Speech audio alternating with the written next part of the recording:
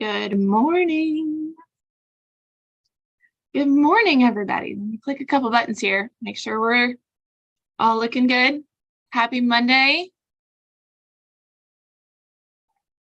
It's feeling very Eastery today, hence the colors of the slideshow. So that's where the purple comes from. It is wonderful to chat with you. I get to show you all sorts of fun things. I brought some things from our closets, and just to let you know what's going on in this second week of April. So thank you for joining me if you're catching the replay or if you're catching it live. This is our weekly video where we talk about all the things that are happening in our preschool classes, in our drawing classes, and in our multimedia classes, so that you are aware. And then at the end of the video, we'll also chat through just a couple housekeeping things. We do have some deadlines coming up this week. No weird scheduling stuff. This is a normal week for us. All the classes meet, so that's exciting. Let's dive right in. Are you ready? So for my preschool classes, last week they read the story of Ferdinand, and we did a lot of things with flowers. Remember, nature is our theme for this month. So everything has to do with like rocks and flowers and fibers and lots of texture and wood. And so this one here, you can see in the picture, this little artist here is making a perfume because we looked at Ferdinand and how much he liked to smell flowers, and we used our sense of smell in class with citrus fruits and essential oils and flowers. And so they mixed up kind of a mud kitchen type thing and take home these beautiful potions and perfume bottles. In the classes this week, we're going to be kind of continuing that nature theme. They will read Make Way for Ducklings and get to make some duck art. This is a fun one because it involves some drawing skills, and they have come so far since the beginning of the year. So we love to have them show off their representational drawing skills. It's a mixed media project, so it still has washi tape and stickers and feathers and things like that. So it'll be a fun project for them. And then the creative stations, the ones in the preschool room that all have to do with nature, those ones will continue this week. In our multimedia classes, it is Fiber Month. And so this is our fabric art, and we've got some sewing happening, and we've got some dyeing happening, and we've got some felting happening. So I brought some examples. You can see in the picture, this is actually our K1s and second, third grade classes, and they are working on embroidery hoops. And so I tried to grab ones that don't have a ton of green on them, but this was their first step, and it was taking this raw canvas and covering it in a combination of alcohol inks and not alcohol inks. I always say alcohol. It's acrylic inks. It's just the difference between an acrylic base or a water base. So acrylic inks are super heavily pigmented inks that are permanent. And so we use those as well as our liquid watercolors. You can see there's some sparkle in this because we do have glitter liquid watercolors, and that makes it fun. Here's another great example. So now you can see this part over here is green. So you can see through it. But our hoops got a wonderful layer of color, and then the next layer on them will be embroidery. Now, some of our kiddos might come in week 2 and be disappointed by their colors because they diffused too far or they got really muddied. So we will have the option in all of our classes. This was just, in our staff meeting Friday, we chatted about, gosh, some kids might not be too happy when they come in and see how it dried. So this coming week, since we're not actually going to be sewing on them this week, we're gonna offer a second kind of take at adding more color. So some of your kids this week might add, these are really bright and vibrant, but not all of them are. Might add more color onto their hoops this week. But everybody, in addition to adding color, if they want to, on their hoops, will be starting their embroidery practice. Now, this is the worksheet. It's just printed on regular paper here, but the ones we printed for class are on a little heavier duty paper. And they're going to stitch on paper this week just to learn. They will also learn how to thread a needle. We have needle threaders for them. And they will also learn how to tie a knot at the back, like the tail of their embroidery floss. And we'll practice some different stitching. So we'll practice a running stitch. We'll practice some little X's, kind of a running stitch here where it has some movement, some little stars, maybe some French knots. This area over here is for them to duplicate it, right? So I did a running stitch here. I'm gonna do a running stitch over here. Can I do it without the lines? Can I do it without the dots? Now some of our young artists are like, I mean, they're gonna get this because we all develop in different stages at different speeds. So some of them are ready for this and some of them are not, and that's okay because we're going to present it to everybody. And honestly, what it comes down to is creating a fun piece of fiber art. So if they stitch something very representational on here, using some of these stitches, that's amazing. If they take their thread and wrap it around the hoop, that's also amazing. Okay, it doesn't matter. We're not looking for cross stitching here necessarily. It's just a chance to explore fiber arts. So whatever they do here is a win. But we do have fun teaching some of them some different simple stitches. Okay, so that is our second, third, and K1 classes. Now my fourth and fifth grade classes, they're also doing some sewing. Their sewing though does have to hold two things together. So it is a little bit more important that they actually learn how to sew. So we're gonna do some hand stitching with them. This is their worksheet. And theirs is a nice tight running stitch. So that over under stitch, not a whip stitch that goes around, but an up and down over under stitch that's going to hold their little monster stuffies together. And I've got a couple. So this week in classes, they will work on their worksheets and they will also learn how to stitch. Got some opportunities for them to practice their stitching in different shapes. They are not using embroidery floss. They are using crochet thread. It's a little bit thinner. It doesn't have as many pieces to it, and it's plain white. We did monster patterning last week. So they had to design their monster and create a pattern. The instructors then cut out the felt using their pattern because we did find that cutting out paper is tricky. Cutting out felt is even trickier. It's just easier for us to do it for them since the point of the class is for them to sew. So their monsters are made up of two pieces. It's made up of kind of some outside pieces as well as a front piece. This is the part that they will sew around and stuff. These pieces here will stay single dimensional, but they can do some decor on them. We're going to have like different pieces of hot glue as well as like some people might fringe something, or they might, add buttons to it. But so this will finish up, but this is kind of the base of one monster design. There were lots of different ones that they came up with their shapes. So they will not actually sew their monsters this week. They will just work on their worksheet, but they will get to see their little monsters since they're all cut out. And if time allows, we might start putting together facial features or learn how to sew on a button because that's better to do before we start sewing and stuffing things. I'm trying to get this back into the bag. You can do it. I don't want his little arm to bend. There we go. Okay, I got him. We'll set him off to the side. Next, I've got some middle school, high school things to show you. Now remember, they are doing needle felting. So they have these animal creatures that are made out of wool roving or carded wool. Here's a little bird that Miss Liz made the bird and I made the elephant. Their first step was simply covering a styrofoam egg, because that's what the base is, with the wool. And then their next step this week will be to start creating any appendages that have to attach to it. So we take this fluffy wool, I'll show you what it looks like. So kind of this cotton candy fluffy wool, and you roll it really, really, really tight. And you use a barbed needle up and down, up and down, up and down. And the barbs and the needle is what mats all of this together. So we used a styrofoam. This one isn't completely covered, so you can maybe kind of tell, maybe not, because it's so blown out by my light. Hang on. See if I can turn off my light. So it's styrofoam here, and then you can see we've started to cover it with the felt. That maybe didn't work. Now I'm out of focus. There we go.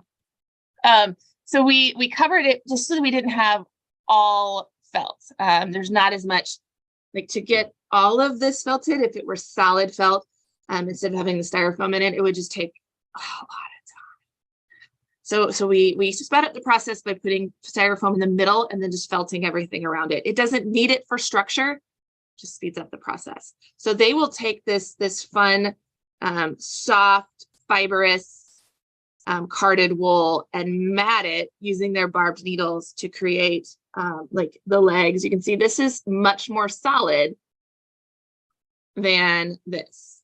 And it's because it's been matted with a barbed needle. So it's a special needle. It's not like your sewing needles. You can't just go grab a needle. You have to use these felting needles.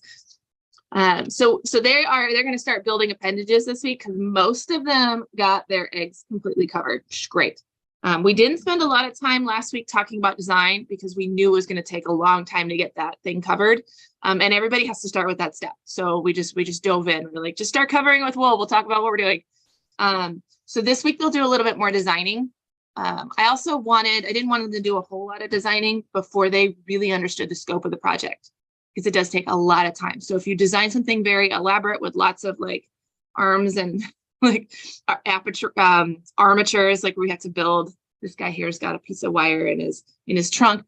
The more complex it is, the more time it takes. So I wanted them to get started on felting their egg so that they had an idea of exactly what they're getting themselves into when they design their finished product. So everybody is building with white, but we have a million different colors of wool as well. So then they'll actually felt like a skin of wool over the top for whatever color they're looking for. You can see this is a beautiful like blue-green bird. Miss Liz also felted like feathers back here. It even has some like yarn that's felted into it for more fiber and texture. She felted buttons for eyeballs. It's a pretty cool looking bird. So anyways, so that's what our high schoolers and middle schoolers are working on, is this needle felting. I did want to mention, if you have a kid in that class, we have had a few instances that are safety concerns. Barbed needles they're sharp. they're sharp and pointy. And I mean, like it's really easy to poke yourself. I have done that. I poked myself multiple times making my little finger stick while I was trying to felt my elephant. I only drew blood once. The rest of the times it was just a quick little, ow, it didn't feel very good. But we've had to have some talks with people just goofing around and not being safe with the needles. And it's one thing to accidentally stick yourself because you're just going too fast. But it's another thing to be behaving in a way that isn't safe either to you or to other people in the class. And so we have had some discussions in those classes about needle safety. And if they can't handle like using it safely, then it's a privilege to use them, and we will take it away, and they will do one of the younger projects. We do have extra supplies to do, and they can use a regular needle instead of a barbed needle. So that will be reiterated again in class. If it continues to be a problem, we will notify you as a parent as well, that we're going to be going ahead and switching projects with them because it just isn't working. They're not ready for this level. So just a heads up for my middle school, high school parents. Yeah, I might send an email. There's a couple kids. I might send an email anyway today. So if you don't get an email, then you don't need to worry about it, but just a heads up. All right. I told my teachers I would. Last thing is drawing classes. So our drawing classes are back to benchmarks. These were lessons that we did at the beginning of the year, just to kind of get to know the kids, because when we start our year, we have a lot of new faces and we don't know where everybody's at. This allows us to kind of see. It doesn't involve a lot of like teaching in terms of like, now do this, now do this, now do this.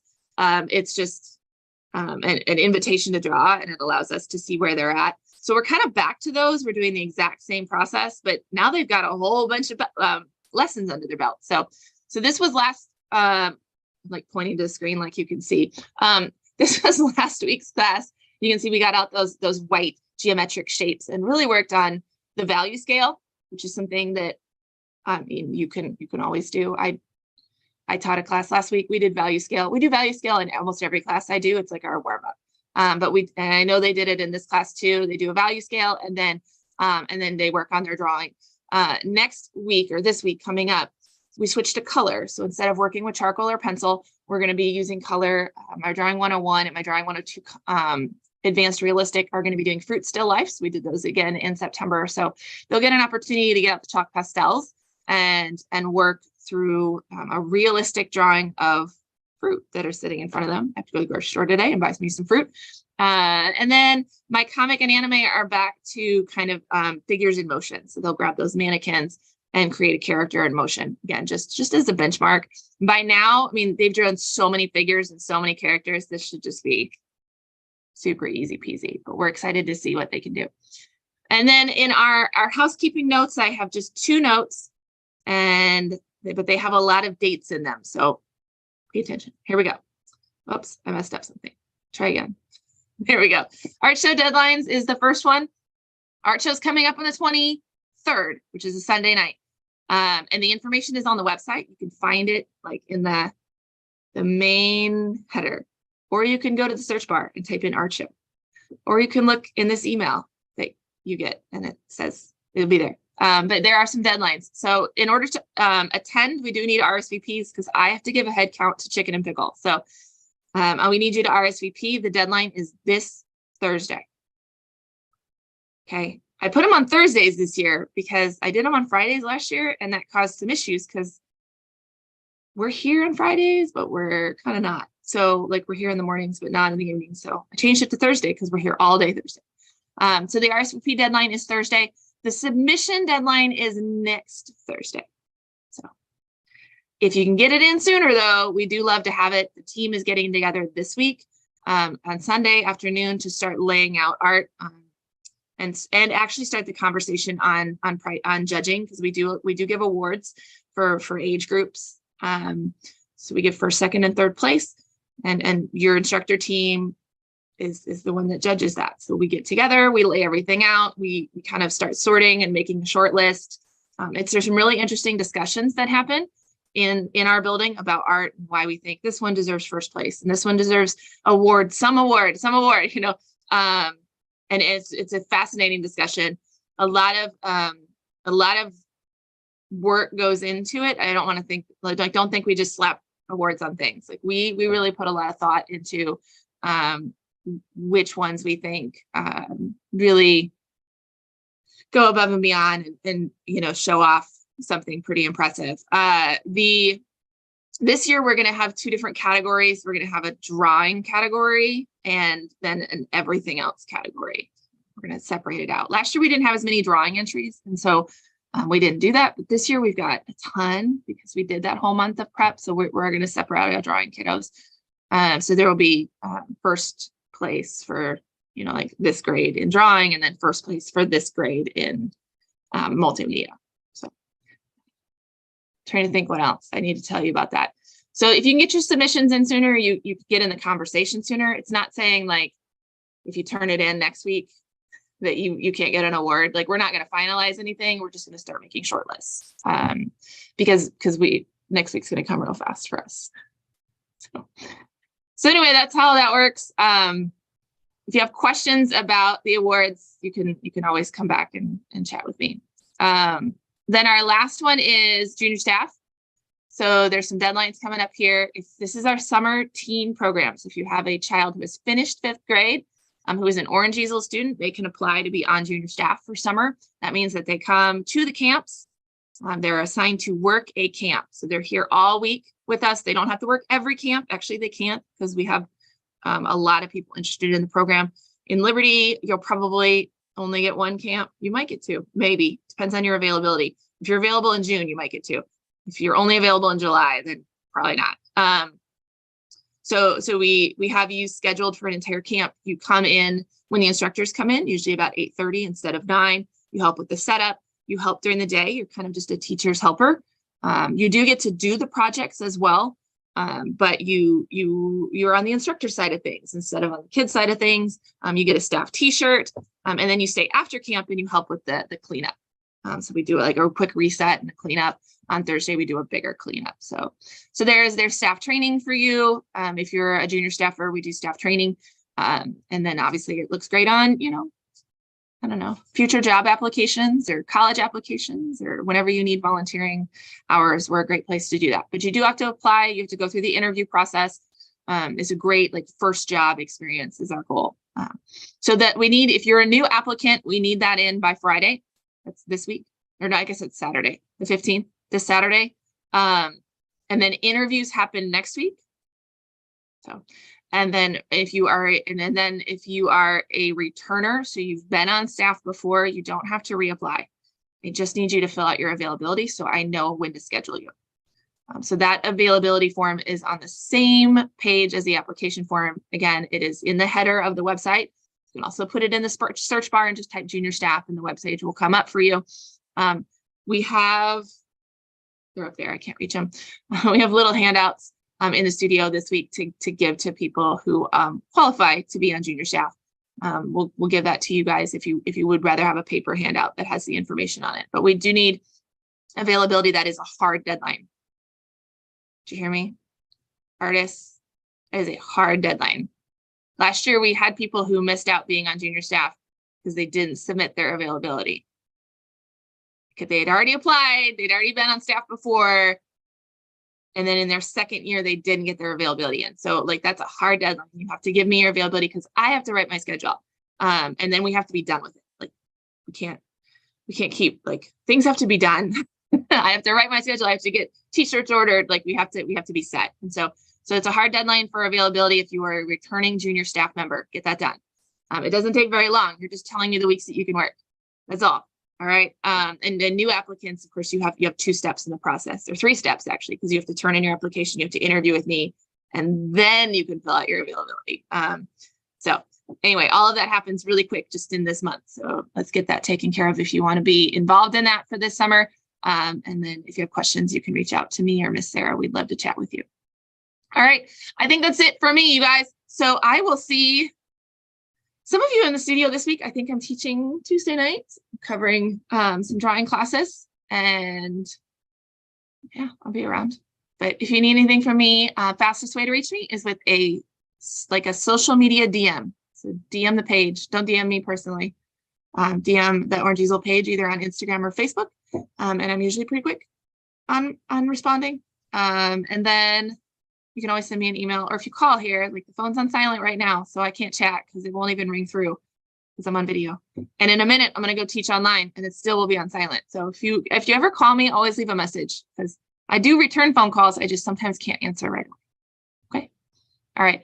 Have a wonderful week, everybody. I hope we have some fantastic weather. That's what I want. I'll chat with you next week.